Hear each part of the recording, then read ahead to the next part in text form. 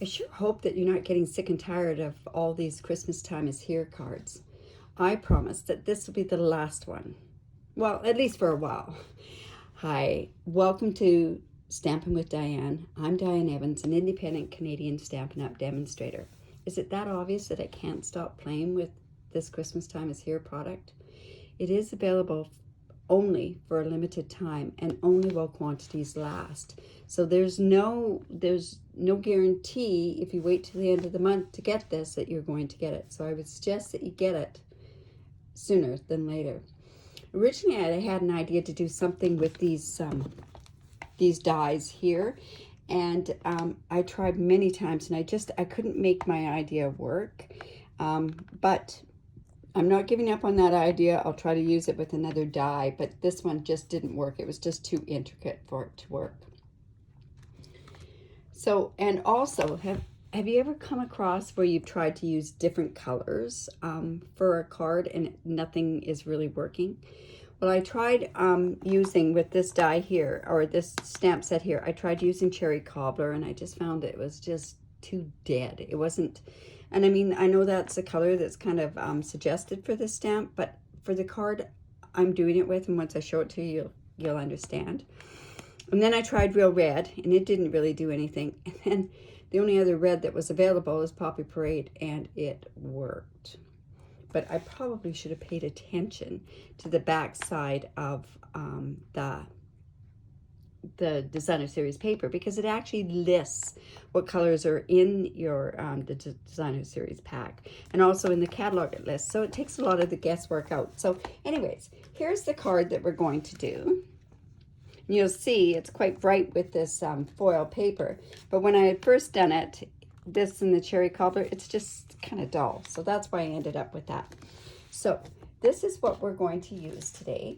Again, we are using the gold edged cards and envelopes. I think this is such an easy a way to get a card out quick, and it's all pre-cut for you, and it's elegant. We're also using Poppy Parade, and this Poppy Parade is at 3 3/4 by 5 inch, and that's what fits right into the card front here. I also have another piece that's a 1/2 inch by 4 inch, and then I also have some very vanilla. I've already cut this out, but the piece was 2.5 by 3.5, and I cut the large stitched shapes, the oval one. I cut that out, and then my gold foil paper, it was at 4 by 4 3/4, and yeah, so it was there, and I've already cut that out, but I'll explain how I did that. The stamp sets that we're using is just the photopolymer one here, which is the Christmas Rose, and then the Itty Bitty Christmas. Who doesn't want all these little sentiments? A really good bang for your buck there, and we're using the Season's Greetings on this particular one as well. Now, what else did we use? We used the tufted embossing folder. We also used, and these are new to the catalog, the heirloom frames. They're dies and embossing folders. And I'll give you a hint on these in just a bit. We also used, I wanted to just put a bit of sparkle onto the card because of all the gold. So I used rubbing alcohol, and you have two choices. You can use this champagne mist or the Delicato re-inker in one of these spritzers. So that's what we're going to use on there. We'll get going on the card in just a second here. I also had embossing. I used gold embossing powder, and I used the other two elements of this suite, and that's the gold glittered enamel dots and this beautiful gold shimmer ribbon. And the ink that we're using, of course, is Poppy Parade. Okay, so let's get started on this card. Just put it here for reference. Okay, so we have the base. Again, we're just going to fold that into the mountain. One thing I suggest when you're using your bone folder is turn it on the other side so that you don't rub the gold on here off. We are going to put a sentiment in the middle, and I think we'll do that. No, we can leave that for whatever way we want to do that. And then I have this Poppy Parade. We're going to run that through an embossing folder, the tufted one. And then we're going to also run these through. So I'm just going to move this card stuff out of the way so that I can bring in the embossing folder.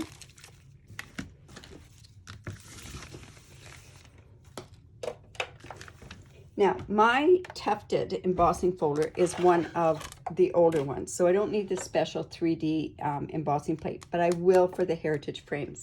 So I'll just put that off to the side. We'll put this embossing folder in there.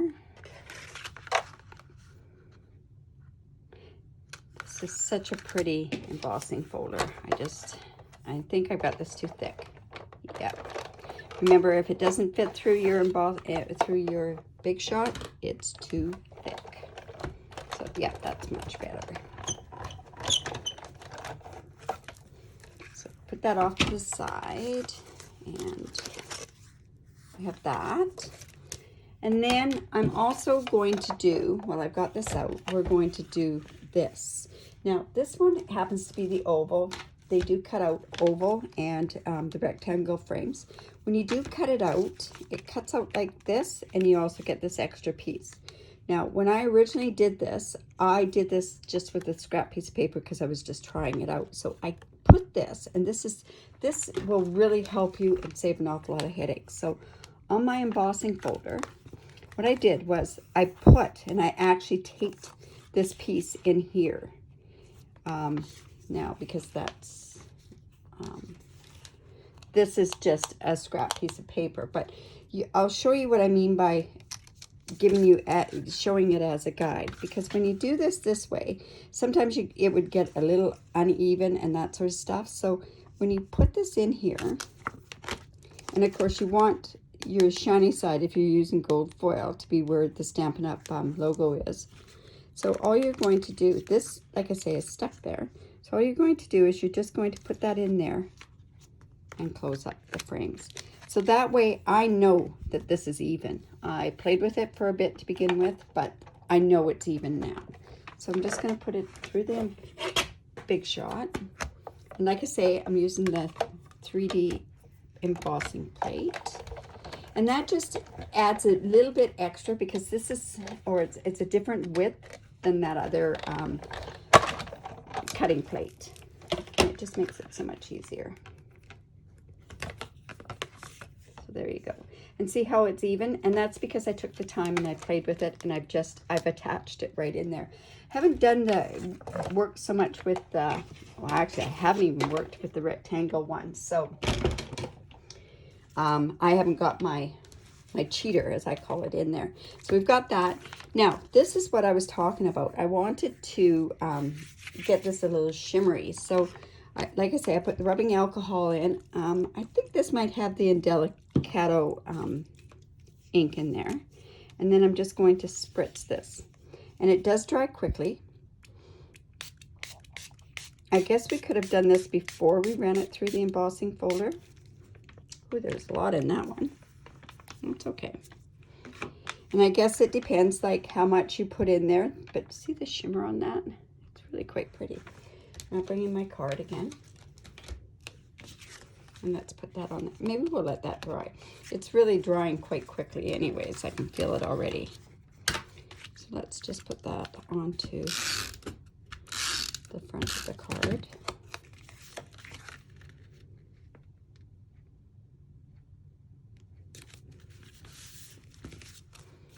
And then, because it is a photopolymer stamp set, and we're just using the rose that's out of there, I'm going to use my piercing mat to give a more equal or even stamping edge. Now, how silly is that? Oh, here we go. Here's our Poppy Parade ink. Now, this has been used a bit. If it hasn't been used, and because of this being a distinctive stamp set, you may have to take some of that ink off of your stamp pad, because if it's too much ink on there, what'll happen is you don't get the distinctive part of the stamp. So now I'm just going to put this, I think I put this right about there.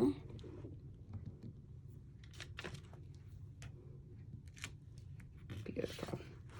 And then we're just going to turn it around, and we're going to turn this stamp a little bit too. There. There we go. So pretty. Now you notice on the back of these cards it's actually white, but I found this didn't look as good in the white as it does in the very vanilla. You see what I'm saying there? Here we go. Okay, so we can take that out of the way. And now what we want to do is we want to put this frame on here, over top of here. Now I'm going to show you which way I did it. Not that it's the right way, but it'll kind of give you an idea. I did use dimensionals on here for the frame. I wanted to pop it up. You'll notice the frame kind of has a bit of a, when it's embossed, it's kind of a bit raised up. So I'll show you what I'm going to do, because I don't want to flatten that frame. I want that dimension to be in there. So I went and I took the embossing, the dimensionals off. And these are such nice dimensionals that they're not the really big, thick ones. So this way, did you know you could do this? You can basically just put them on top of one another, and that just gives you a bit more puff up. Man, I tell you, my vocabulary, since I've been stamping, we create our own words, don't we? Okay, so let's just take that off. Now, I'm just going to take off the top part. And the reason I'm doing it that way is because I want to get this position in such a spot. So I'm just going to get this nice snail.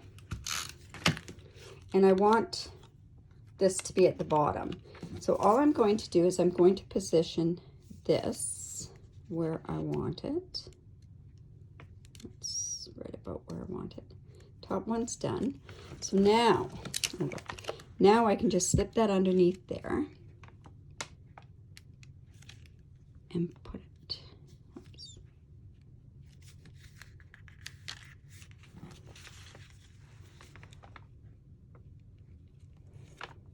There we go.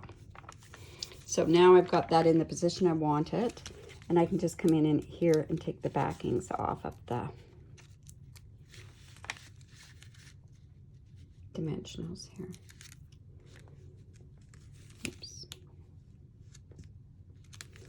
Oops, we didn't quite get that where I wanted it to go, so maybe it would have even been better to put the two sides down. There we go.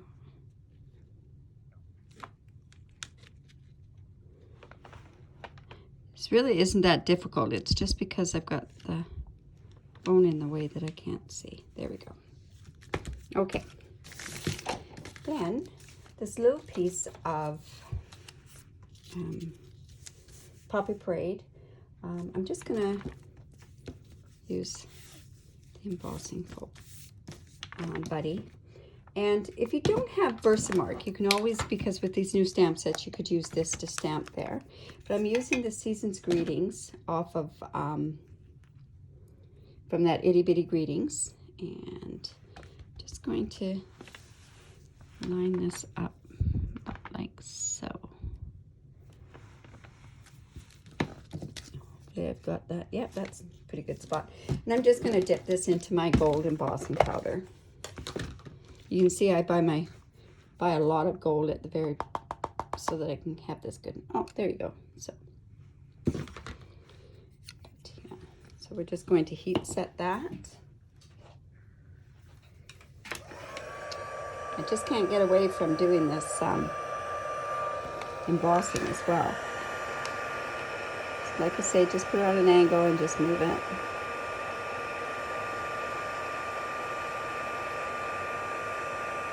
There we go. It started now. Such a pretty font, this Season's Greetings, and some of the other words are really good too. I wanted to put Merry Christmas actually on it, but it has, the particular stamp set that was on there had Merry Christmas and Happy New Year, and I wasn't going to play with it there. And then I just brought in my scissors, and I just wanted to chevron this end here. And bring in the card again.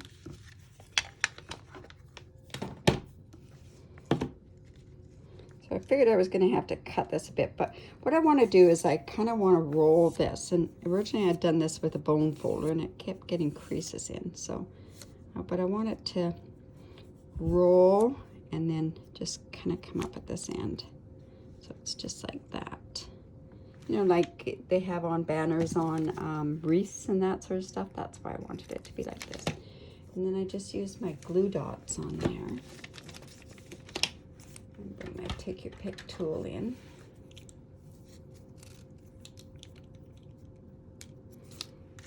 And just put it on here. And one on this end as well. Right about there. And then place it on there. Now, originally on my other card, and I'll bring that in just a second here. Just gonna put that on there.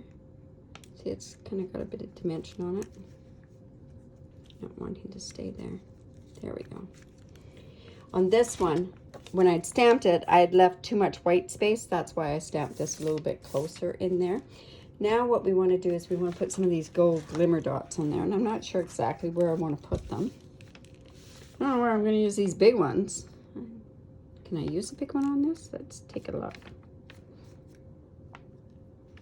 Not really. So I'm going to use this one of these. Put one there. Use another one of these. These are so precious. One there, maybe. And then I'll use one of the smaller ones. Now,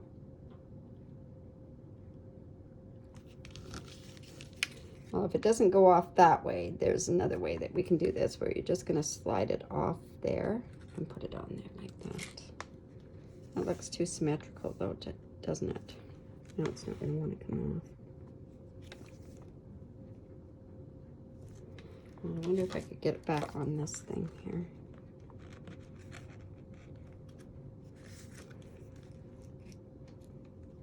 There we go. Now, should always have them in threes, so.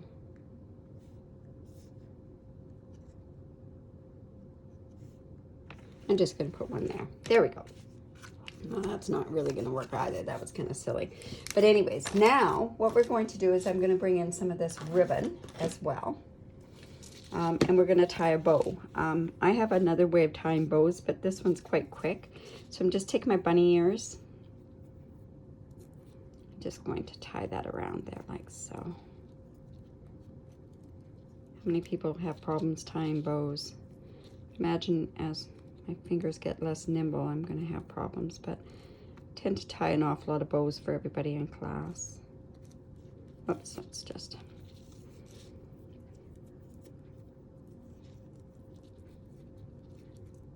There we go. There. Okay. So, and I leave mine usually on the ribbon, on the spool, until I've got my bows. I find I use less that way than I don't. And I want this to kind of come down a little bit like they do on a wreath as well. I'll just use this trimmer here and we'll see how this works.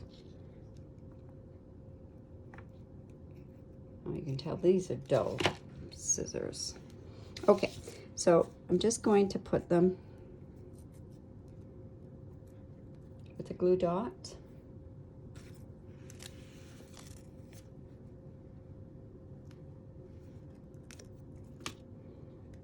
I'm just going to put that up here. Now on my other one, see, I can get this so that it's